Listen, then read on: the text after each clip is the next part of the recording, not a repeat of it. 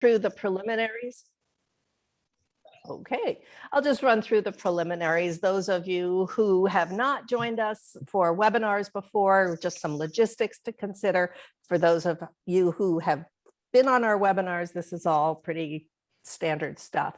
But we thank you for joining us today for the part 2 of the webinar that we presented back in May, Assessing Equity with Data.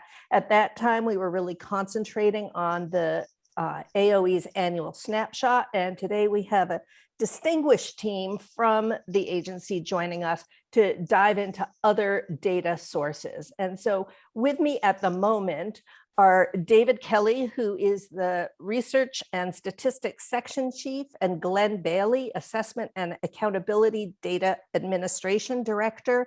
Wendy Geller will be coming along. She's the Director of the Data Management and Analysis Division, and I'm hoping we will also have a sighting of Jesta Carolis, Director of Student Pathways, who's actually on vacation and claims to plan to pop in briefly.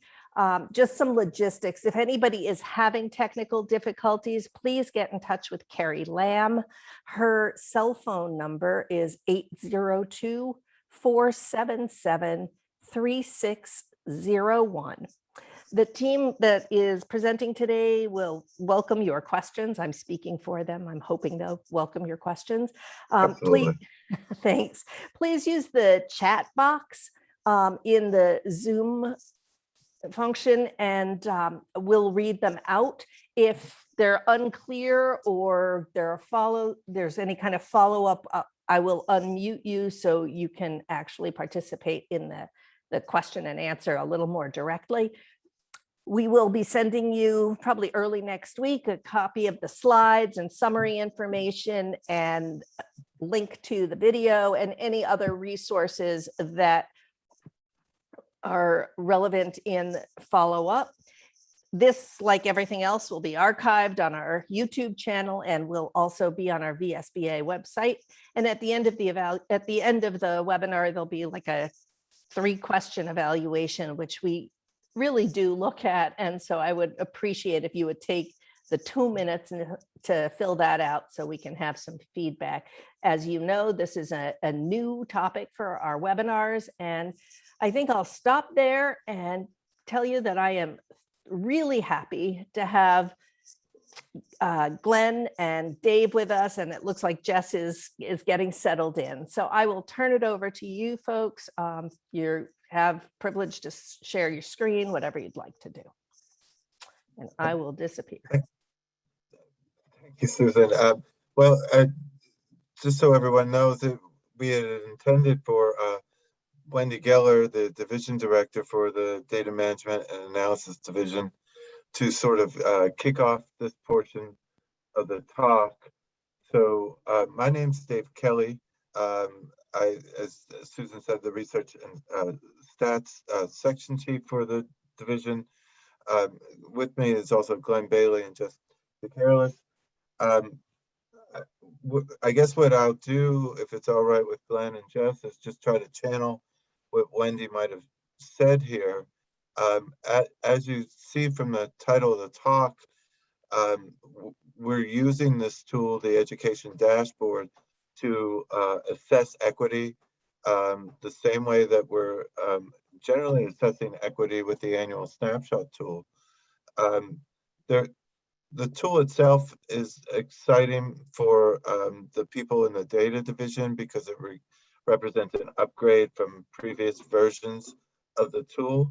I think it also, in terms of the data that you can understand about equity, it represents an upgrade, especially when taken in consideration with what is in the annual snapshot. One of our intentions is for those tools to work sort of synergistically together and to complement each other. If there's something that's not in the snapshot, well, then maybe it's in the VED. If it's not in both the snapshot and the VED, one thing that we would definitely like is to hear about it from you. One of the ways that we do hear about these things is through our data request process. So if there's things that aren't easily available through this, and we get repeated requests from folks like yourselves on, we need this particular metric to report back to the community on, we will put that in the queue as things that will be developed as potential new dashboard items for this education dashboard. Glenn or Jess, do you have any other sort of opening comments before we look a little bit about the agenda and what we might go over today? Not really for me. I'm just really happy to be here. Thank you for inviting us. I would echo the same. I'm really excited to be back with the group and excited to have experts in the field like Dave and Glenn speaking directly to school board members. Well, thanks, Jeff. That's a nice thing to say. So I'm going to start just sharing my screen. Maybe share this. So, and I should be in presentation mode, shouldn't I? Sorry, from the beginning. So what we're going to go over today, we were going to have some opening remarks from Wendy. Maybe if she does check in before we're done, we'll have some remarks from her. We want to introduce you to the data. We have a data crosswalk to look at. And really what this addresses is what I was speaking about a little bit ago, was the complementary nature of the annual snapshot and the education dashboard. The next sections are each different pieces of the education dashboard. You'll see as we get to the landing page for it that it's divided up into different visualization tabs for each of these sort of elements. There's actually 2 for organization and enrollment, 1 for staff, 2 different ones in terms of characteristics and information for students. The assessment data has its own area. At the end, we're going to talk a little bit about the ability to download all of the data that's presented and use it yourself, what it might be for, what could be some tripping points there. And then Jess was going to wrap up and make some concluding remarks for us. At the end, really the Q&A portion we're hoping might be a good 15 minutes or so long, so that you have ample time to, as you're going through these tabs with us. And it might not be a bad idea if people wanted to, navigate along. They could do that as we were talking. It might be important to toggle back and forth so that you can see the screen of other people. Glenn, did you want to run them through the data crosswalk then that we had worked on? Sure. This first slide actually lists out the data elements that are in the VED. The domain basically refers to the tab that Dave was referencing, and then the indicator are the pieces of information you can find in that section. And where applicable, what the requirement is for reporting. The next slide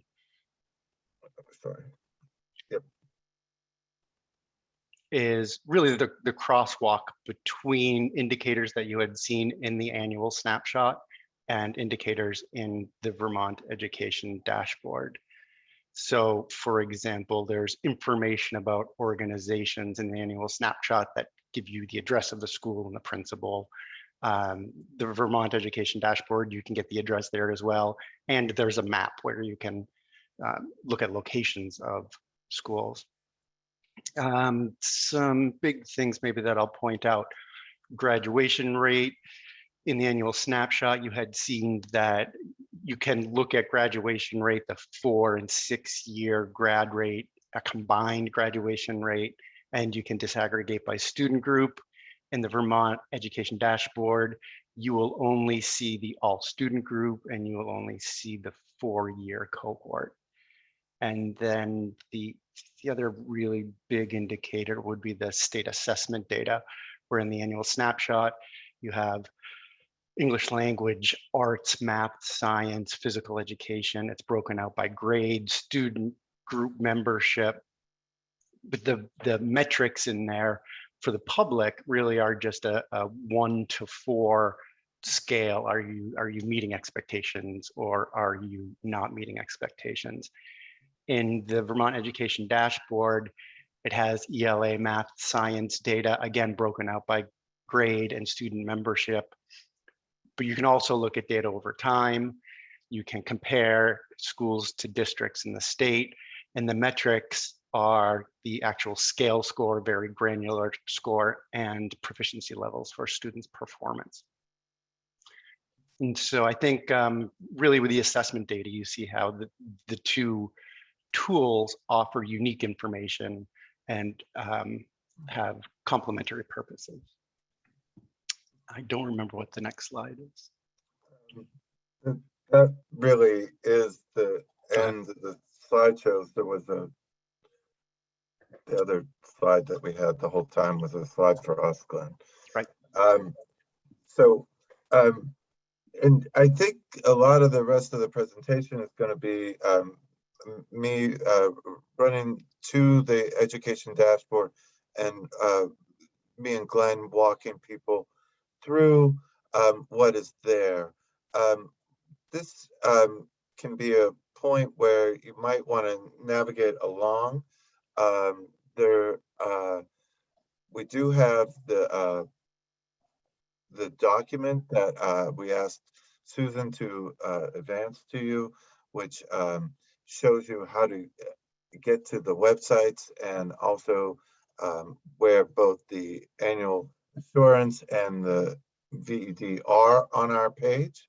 But if you're at just the general Agency of Education website, you can always scroll down. Data and reporting is where you're going to find most of the work that Glenn and I are involved in, and it's the second link here is the Vermont Education Dashboard. There are a couple really general information tabs here. Once you get into the data, Glenn has already mentioned the organization tab, just to show you what that looks like. As you'll see here, as you click in, this little graph symbol comes up. We're using a tool called Microsoft Power BI. It's very adaptable and handy. It's not always super quick, so sometimes you have to have a little bit of patience with something like that loading. So the first view you get is every school in the state, and obviously you're probably going to want to filter that. There are several ways you can filter just by checking, and you see that it not only filters this information over here, but it filters the map as well. We can uncheck that though, and perhaps we would like to see South Burlington, and we just put that in the search. As you write the name out, it will auto-complete for you. And so we can pull up our South Burlington schools. I might want to have more schools than just South Burlington. Maybe I want to look at both districts at once, in which case I could select both schools. You do have to be careful with this because it's not necessarily sorted now by school. Like it's not Burlington schools, then South Burlington schools. So you have to know which schools are in South Burlington or not. So sometimes it might be easier to look at it just by one SU at a time. But as you can see, there are a number of navigation options. And when you're done filtering, you may want to return to the original view so that you can add a new filter, or that you can turn back to another data set that you may want to look at. So this organization tab is new. It uses some nice map features in there. I think in the future, we're going to want to add some more contact information into this and just make it easier and more friendly to use. Again, like I said earlier, we're very open and actually needing input of people. What do you want to see in these kind of dashboards is very helpful to us. The next dashboard that I wanted to go through is our enrollment dashboard, sort of the basis for everything. A lot of the dashboards will start with filtering by the school year that you want to use. I think we want to look at the most recent school year for today's purposes. But you can go all the way back to 2004. You'll see that there are 3 tabs in this Power BI. By the way, some people like to make this Power BI open in their full screen. That makes presenting for me a little bit harder. It does make the information a little bit larger on your screen, and that can be useful. So that's right in the bottom right-hand corner. The next page, this is the spot where we provide any sort of definitions for the data that might be difficult for the user to know what they are right offhand. You'll see in the next tab that the table for enrollment is basically by grade. So these are kind of the grades that are a little bit cryptic and just a general definition for what the totals mean in the enrollment report. So as I hop into here, you see I have, first of all, the totals for the state along the bottom of my enrollment report. You know, this is often for people one of the main lines of data that they want from this report, but then usually they're going to want to go down a little bit deeper into what else is in here. We can just pick an SU, and now we get the totals for the SU. Because I've filtered for it up here in Power BI, I'm also just getting the totals then for those districts, right? If I want to return, I just select all here. This page does not have that same reset that we looked at in the other one, in the organization tab. But again, I could choose Central Vermont and decide that maybe I'm looking for another SU that has a similar number of students. So I could choose Hartford as well. But we see that Hartford is more than double of Central Vermont. So we'd have to keep hunting. I think that Northfield is around the same size, or maybe Montpelier, Roxbury, and Central, very close there. So we almost double our total from the 1,200 that are in just Central Vermont. There are probably, though, differences if we were to examine the two things more closely between, and you can sort here, by the way, by clicking on these column headings so that I do get the Central Vermont schools in one part of my display and the Montpelier in another. You see that we see one difference right away, though. In pre-K, Montpelier is a little bit smaller in the pre-K grade. It's probably worth noting that enrollment data for 2021 does look a little bit different for the early learning grades than it had in past years. Those numbers were down significantly for pre-K, I would say. That could be due to, well, obviously a pandemic, but I think one of the other big factors is just that it's 6 to 16-year-olds that are required to be going to school. So parents were home. Maybe the need was not quite the same as it had been in the past.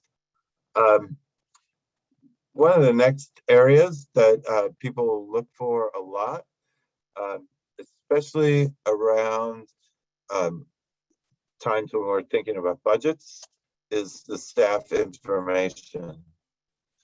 There are a couple of different pieces of information in this dashboard. You have, I'll actually click through this first. So we have 2019 as probably the most recent year. And on this one, we can pick our school ahead of time. And I'm picking, I was going to pick South Burlington here. So South Burlington. So, and as you see, you could just type in South and just get smaller list. So some of the things in here are important ratios, student to teacher, teacher to administrator, student to administrator perhaps, and there's also an average salary bit for the teachers. So here we have the data for South Burlington.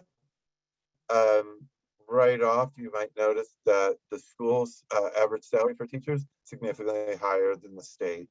The SU is also higher than the state. This is emergency licensed teachers. We use this as a metric to tell us where there might be staff shortages. You know, if a lot of people are on an emergency or provisional license, that's viewed as not a great thing. It is also one of the pieces of information that's used to look at teacher shortages in the annual snapshot, as one of the things that Patrick went over with you. Again, probably the ratio that everybody is most familiar with is the student to teacher. So in South Burlington, make a little bit more money, have a couple more students in your class to accommodate as well. We can, to change the school here, you do have to go back. And so if we wanted to see perhaps a different profile of the school, we could go to the Canaan schools. Again, we have their definitions.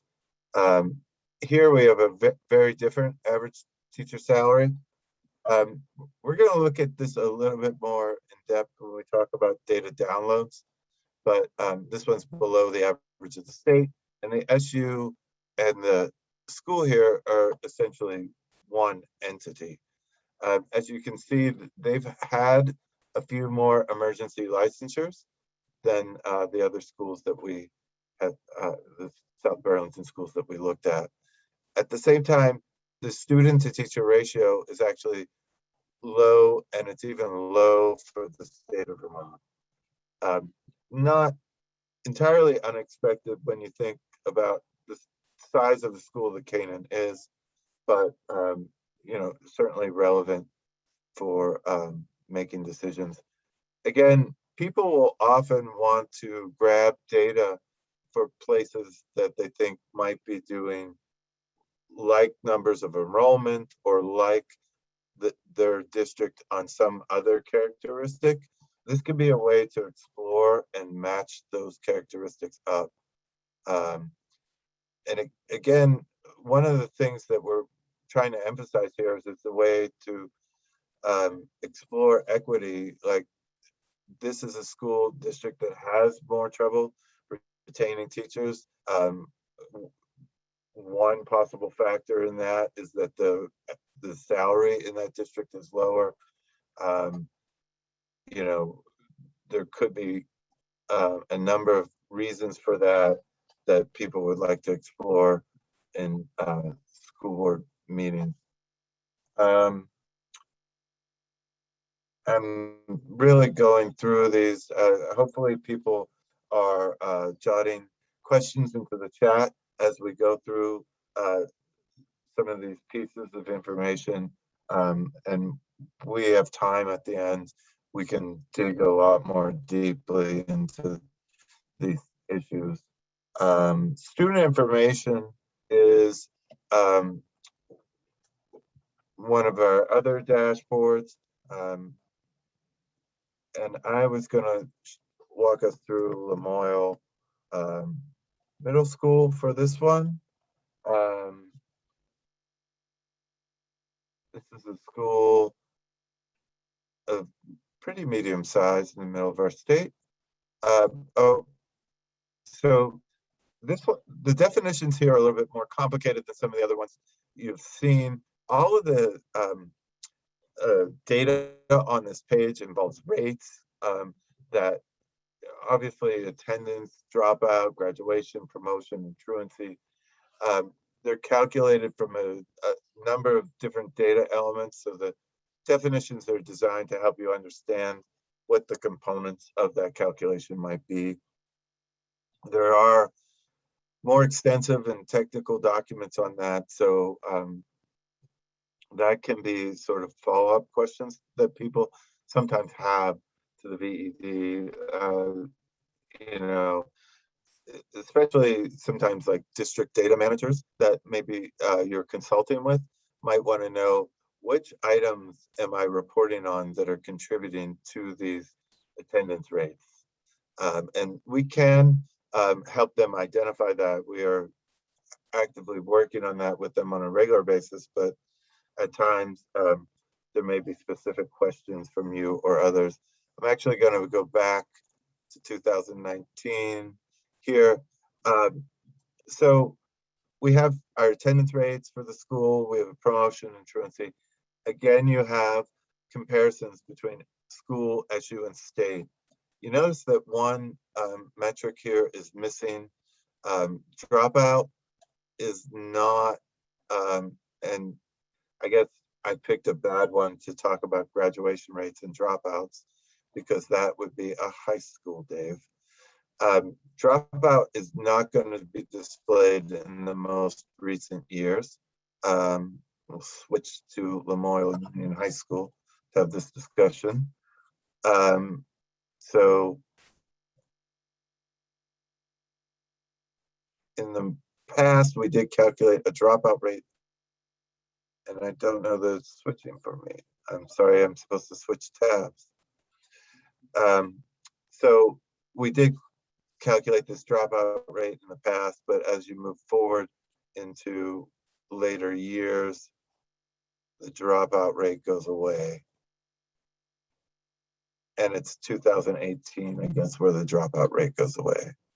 Whereas the graduation rate, we have up to 2020. So there were some issues with using the dropout rate calculation the way that we had in the past, given our new SLDS system. We may be resolving that in the future, or we may just be moving forward with calculating graduation rates. And I'm sorry I missed this going through the first time, but these additional tabs when you're on a high school will add these other pieces of information like grad rate and dropout rate to the display. Glenn, did you have any other comments about grad rates or dropout rates, or did you just want me to start into assessment? You can, student characteristics we wanted to do before assessment, right? Oh, I skipped over student characteristics. I'm sorry. Absolutely, we want to talk about student characteristics. Student characteristics is really one of the spots where you get sort of the base data for all later, say, equity determinations that you might have. So let's do one that's going to be certainly different.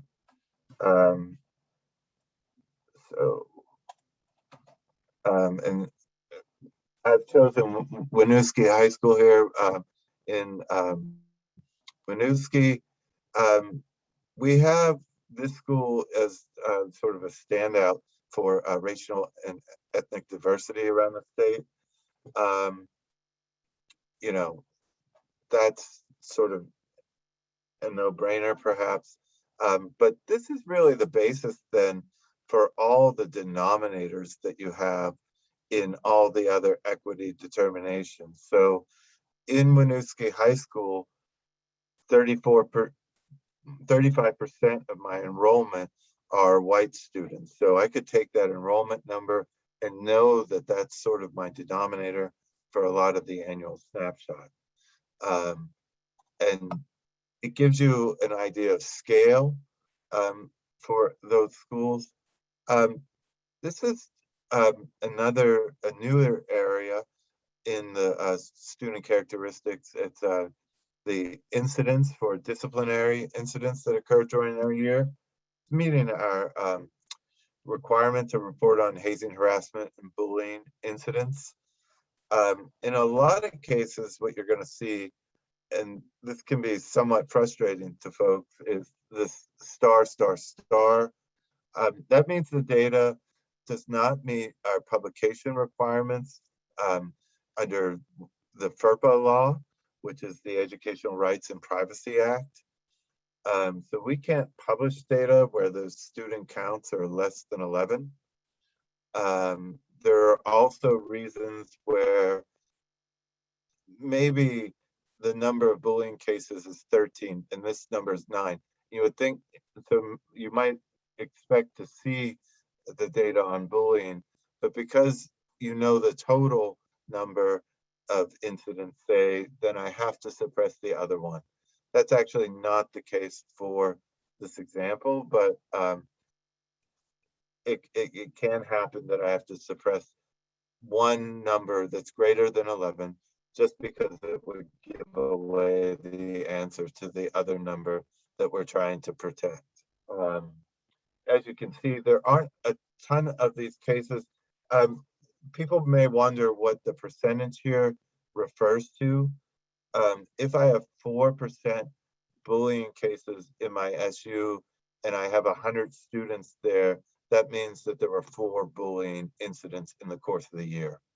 So we're doing incidents over enrollment as the calculation for like the rate of hazing, harassment, and bullying complaints, confirmed complaints.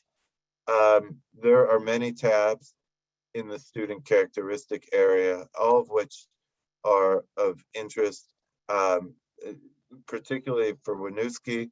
The English language learner piece is a large portion of their population. You can see 40% as opposed to a statewide average of 2%, and more consideration there.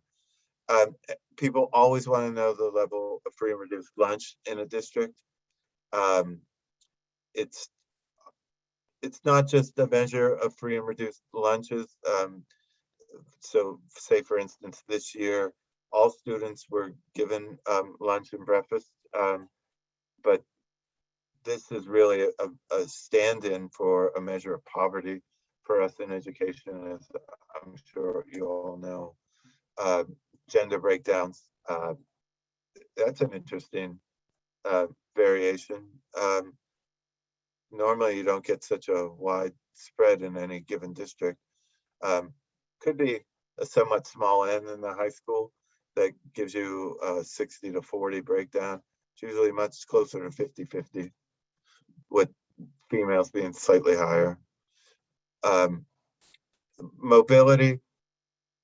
Here we're just trying to capture students that are moving throughout the school year.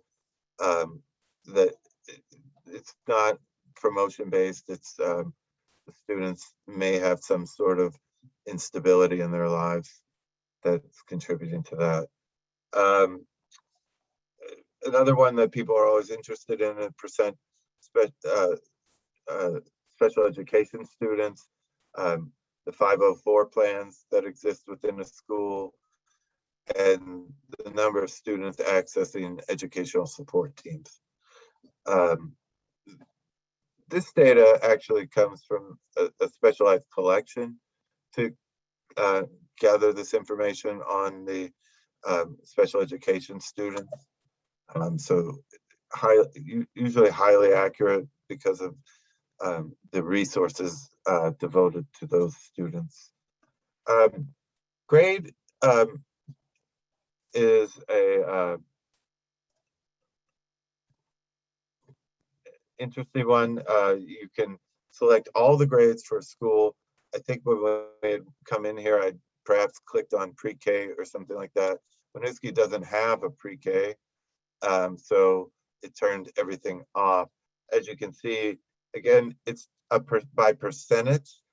And to get the actual number of ninth graders, you kind of would need to look at the enrollment report.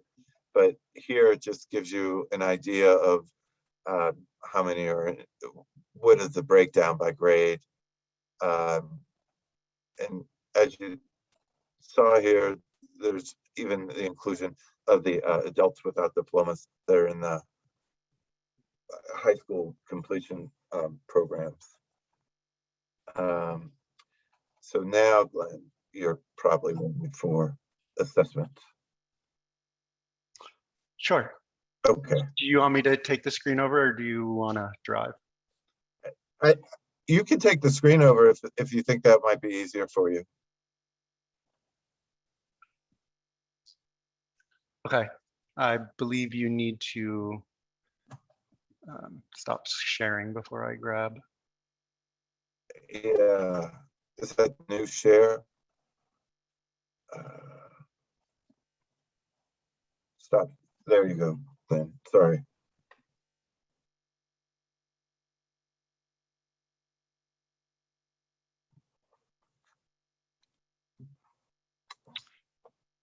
Can you see the screen now?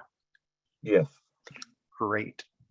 So we'll go through the assessment tab quickly. We certainly do want to leave plenty of time for questions, and we're about 20 minutes to 1 at this point. As we had seen with the crosswalk, this assessment report is meant to be a complement to what you had already seen in the annual snapshot. Similar to all of the other pages, we're scrolling through here. Our second page is information about indicators we'll see on the screen.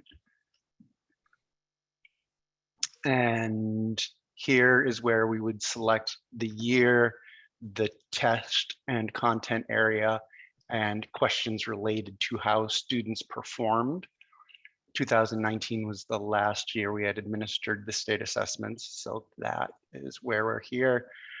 We can choose what content area we're interested in here. So we'll select English Language Arts grade 5. Oh, we also have school, similar to the other dashboards, where we can search for school. And then there's a variety of different ways that we can display the data. So we can start with generally, how did our students do? We can click here and we get a bunch of information. We have a graph here, which breaks out the number of students who scored in the 4 different proficiency categories for the school in question, the district, and the state. And the line here really is indicating that these students scored proficient or above, and these groups of students scored below proficient. We also have tables with the information reflecting what's being displayed up here. So we have proficient with distinction, proficient, partially proficient, etc. And then these overall buckets, total proficient and above, etc., compared to school, SU, and state. We also report the number of students represented here and the average scale score for those students. And for reference, this is a scale score for the proficiency cut score. So this would be basically questions about the all student group. If you're interested in questions associated with equity and student group membership, you can select a variety of different indicators here to look at how students' membership in groups actually is reflected. So once again, I chose to look at the differences between students who qualify for free and reduced lunch and don't, and it turns out that the numbers are too small to display here. So once again, we have the 3 asterisks that represent that. So let's see if we can find a grade where the data is being reported. So for grade 3, we do have sufficient number of students in each group in order to report this. And what we see here, both visually and in the tables, is students who qualify for free and reduced lunch do not perform nearly as well as their counterparts who do not qualify for the free and reduced lunch. And it also can give you a little bit more information about the distribution of how students are performing. So not only are overall more students not performing at the proficient level, but the percentage of students who are scoring substantially below that proficiency line grows or is much larger as well. As far as options over here, most of these are disaggregations that we are federally required to report by. Many of these groups, Vermont doesn't have a whole lot of students, so many of these disaggregations, what you'll find out, I was going to say that there's not enough information. Oh, there's not enough information because the Heinsberg Community School actually doesn't have any students who fulfill the migrant definition. And likewise, we may see something like English learners. The Heinsberg Community School did not have any English learners in 3rd grade who took the assessment. So again, you don't see that comparison. Let me see, I think that really, and then the other option as far as looking at the results is can look at them over time as well. So here we have English learners. Maybe it makes more sense for me to go back to the all student group.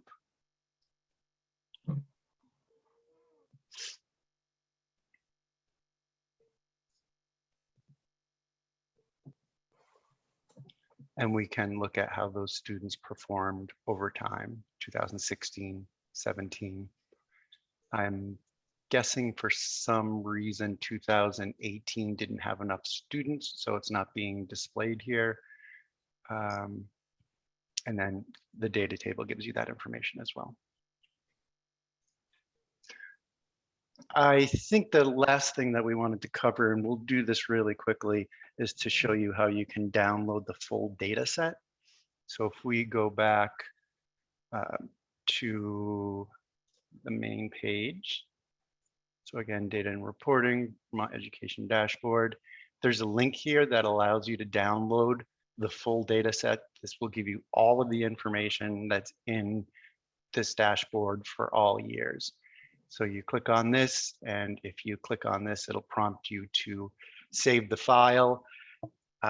It's large, so I've already saved the file, so we don't have to wait for it to download. You'll get a file here, a zip file, and if you just go through the varying folders, eventually you'll get to the point where you have assessment data by year, and then really these files represent the big chunks or tabs that we had talked about: organizations, enrollment, staff, student characteristics, student information.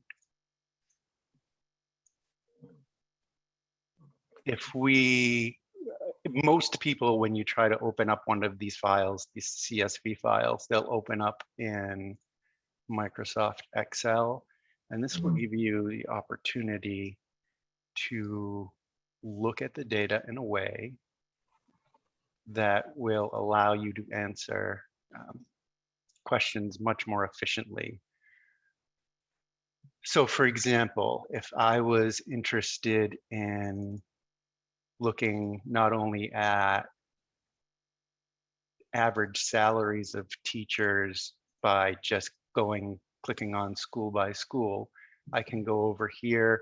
I can filter for average teacher salary and sort by average teacher salary. And I believe, oh, this is all years. Maybe I will filter for just one particular year. And we can really get a sense of the full range of salaries across schools. Mhm. And it is quite a range. So that's how you would access the full data set if you were interested in something like that. You know, other examples are if you wanted to look at the performance of students on the state assessments, you can open up this file. And I may have just made a mistake because this file might be really big. It is big. Okay. Oh, that was good.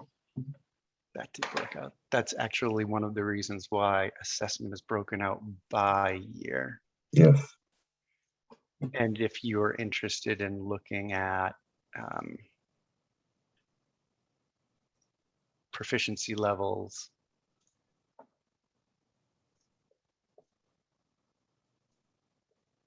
by family income, you can dig a little bit deeper into not only differences you might see in a particular school, but you can get a better sense of how those differences are distributed across the entire state by looking at the school. So there's a lot of, when the dashboard itself really is developed for someone to be interested in looking at a school or handful of schools or a district and get that information graphically. These files are more geared towards people who would be interested in something a little bit more like research at looking at things across the state. Mm-hmm.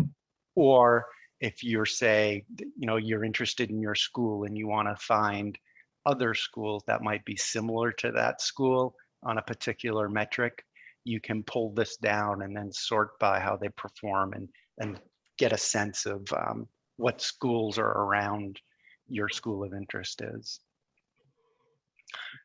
We've got about 10 minutes left. Jess, is there anything you wanted to add? I don't think I have anything to add beyond sort of a conclusion. I do just want to invite, I know that there was, it looks like Dave answered one question in the chat, but maybe open up if folks had some questions that they didn't have a chance to throw in the chat first. So Jess, hi, this is Susan.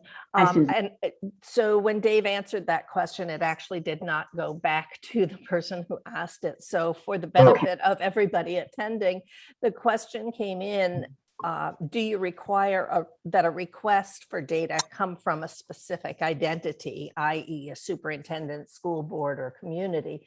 And Dave's answer was no, a request can come from any member of the public. We also have data downloads and all of the data that is available, in this tool, which which Glenn just showed us. Yep. Are there other questions while we have all of these data geeks, and I say that very affectionately, among us?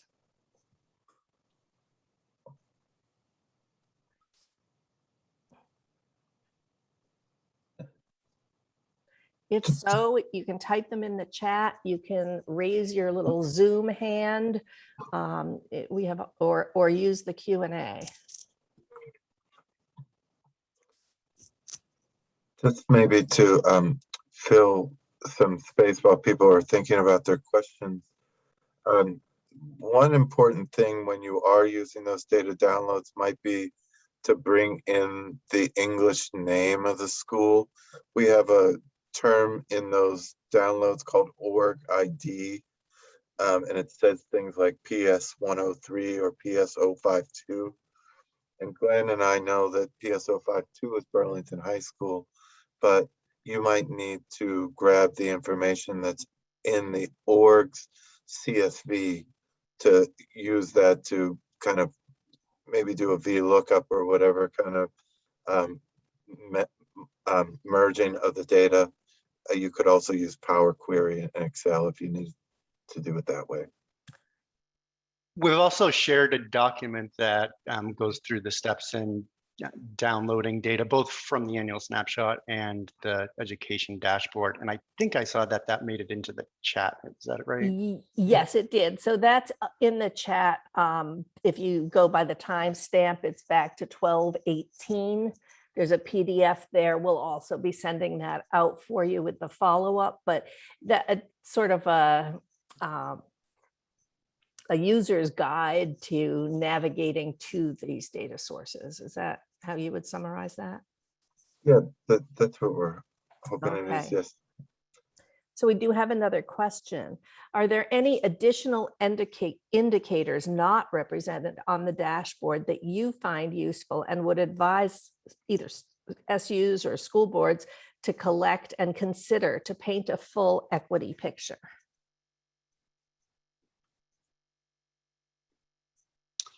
That's a great question. The vast majority of information that we collect and report is because we are required federally to do that. We don't have a lot of resources to do things just because they would be interesting. We really do everything we can just to keep up with our requirements. That being said, those requirements are there for a reason because they're really, really important. I think some of the indicators that have been talked about since the pandemic started are really interesting in ways to look at equity issues. So for example, one of the big ones is chronic absenteeism, and the effect, I think the effects that has on learning and performance are pretty stable. And then the question becomes, what are the things that put students into a position where they are chronically absent? Dave, Jess, any other things that have popped up? Yeah, and you're Glenn's absolutely right, but this is a great question, Angela. I think one thing that has surfaced and made its way into the ARPESR sort of template coming out of from the US DOE is thinking about the demographics of the teaching staff, particularly the linguistic, racial, and ethnic diversity of the staff and faculty of schools. And we were taken through what we do report on, but that the racial demographics are not something that we report on as a state, but it would be, I think, within the purview of the school, particularly in thinking about a data-driven equity plan, to be thinking about collecting or being informed by that information. Thanks, all of you, for those answers. Go ahead.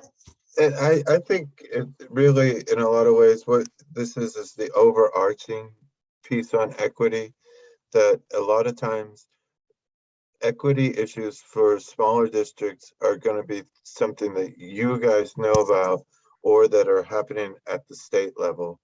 So I'm thinking about the discipline data right now and the new requirements that are going to be enacted from Act 35 and what was S16 this year, where we're not going to be expelling students under 8 years old or excluding them from our classrooms, and it's actually a law. So that may be something that starts cropping up.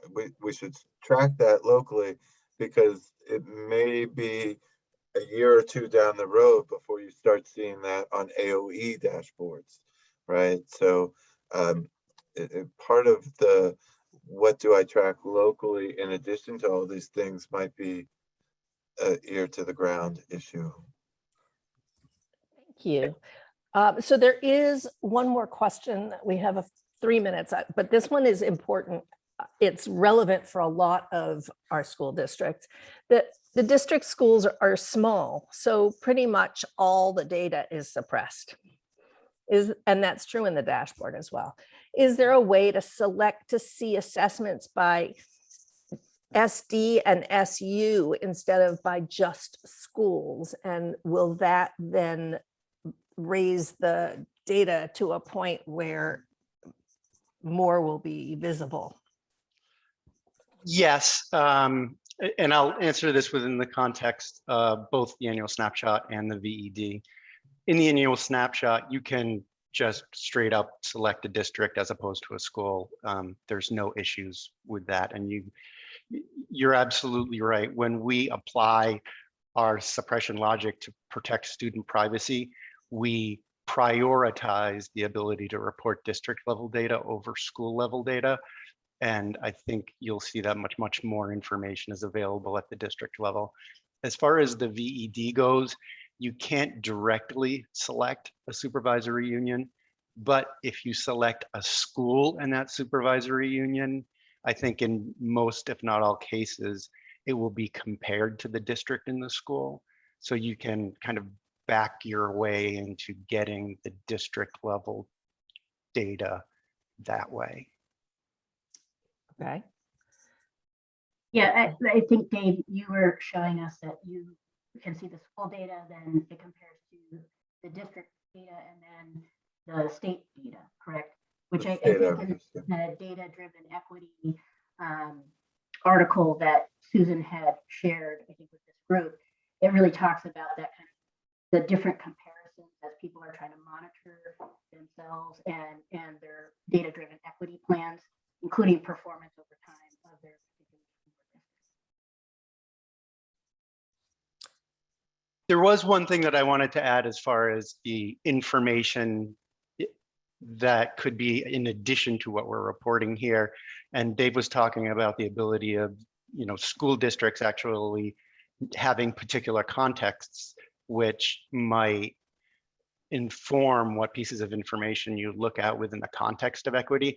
And one thing that we don't do at the state, but certainly schools and districts could and maybe should have the ability to do, is take some of these indicators and cross tab them, I guess is the term, but not only just looking at the performance of ELs compared to non-ELs or students on IEPs versus students not on IEPs, but digging into, say, English learners on IEPs and what does that do? What other information can you get breaking things out in more complex ways that are kind of beyond the scope of what the state can do. Great, thank you. And we might be able to provide them, Glenn, with the base data for making those comparisons for the districts through the data request process. It will depend. Again, we're bound by FERPA there. So there may be cases where we can share data, and you might, as you run into the idea of cross-tabbing data with more and more things, see that you start to get even more suppression into the table. Mm-hmm. If you're at that district level, though, you run a better chance of being able to display that data than just the school level.